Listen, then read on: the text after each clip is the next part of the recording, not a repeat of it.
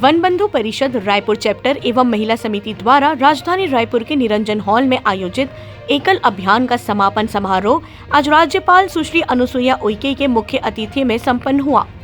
कार्यक्रम की शुरुआत राष्ट्रगान से हुई, जिसके बाद परिषद के पदाधिकारियों को संबोधित करते हुए राज्यपाल उइके ने कहा कि परिषद द्वारा किए जा रहे जनहितकारी कार्य निरंतर जारी रहे तो समाज के अंतिम पंक्ति के अंतिम व्यक्ति को इसका लाभ प्राप्त होगा।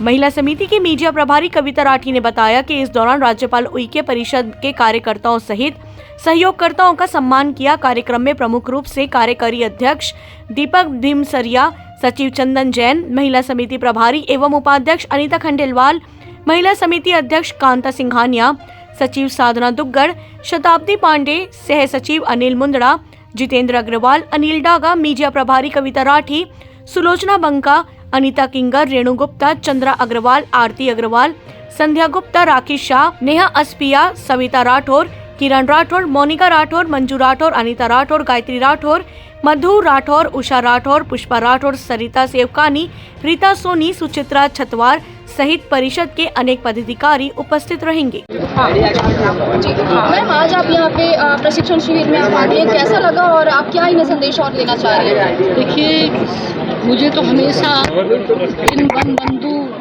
परिवार के बीच में आकर तो अच्छा लगता है। ये वन बंधु एक परिषद है जो पूरे देश भर में एकल शिक्षा अभियान के तहत विद्यालय के माध्यम से वनों में जो रहने वाले हमारे वन बंधु भाई लोग, उनके बच्चों को शिक्षा देकर उनको संस्कारवान बनाना और उनको राष्ट्र निर्माण के प्रति राष्ट्रीयता की भावना पैदा करना, उनके स्वास्थ्य को लेकर उनको जागरूकता लाने का ये बहुत अच्छा इन लोगों का प्रयास रहता है। क्योंकि और दूसरी बात है स्वावलंबी बनाना। आज की तारीख में ये तमाम सारे विषयों को लेकर जिस तरीके से ये संस्था काम कर रही है, वास्तव में मैं उनको नमन करती हूँ। और अगर इस तरह के लोग निस्वार्थ होकर जनता के समाज सेवी लोगों की मदद से ये काम करते हैं, कोई सरकारी पैसों से नहीं करते हैं।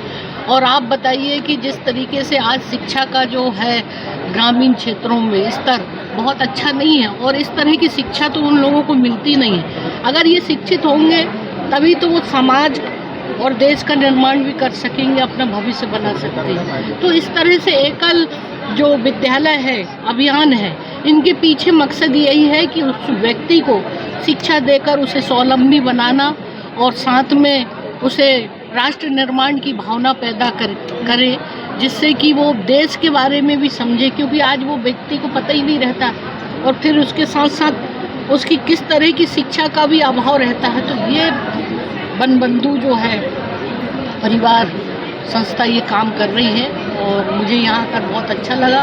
उन तमाम वन बंधु जो हमारे पदाधिकारी हैं, भाई लोग जो जुड़े हैं और उन दानदाता जो इसकी मदद कर रहे हैं, उन सबको मैं बहुत बधाई और शुभकामनाएं। मैं रमेश महेश्वरी, राष्ट्रीय कार्याध्यक्ष वन बंधु परिषद से आज रायपुर 2 दिन से यहाँ पे उपस्थित था। हमारे छत्तीसगढ़ संभाग का समन्वय वर्ग 2 दिनों में हुआ, जिसमें करीब 150 से ज़्यादा लोग उपस्थित हुए।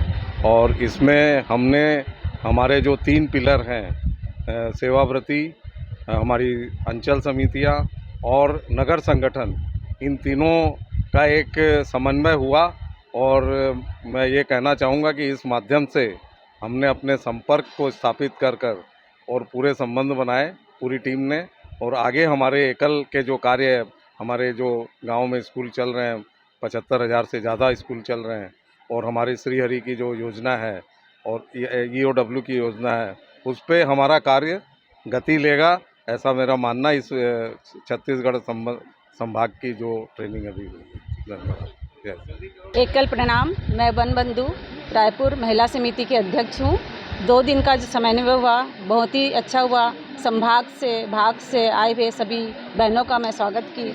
बहुत ही अच्छा हम लोग का मिलन हुआ और यहाँ रायपुर की बहनों ने जो प्रत्यक्ष और अप्रत्यक्ष रूप से मेरी जो मदद की, मैं उनको धन्यवाद देती हूँ।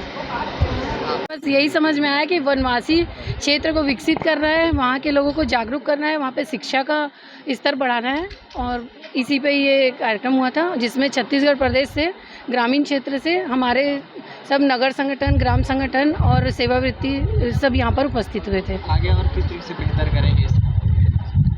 था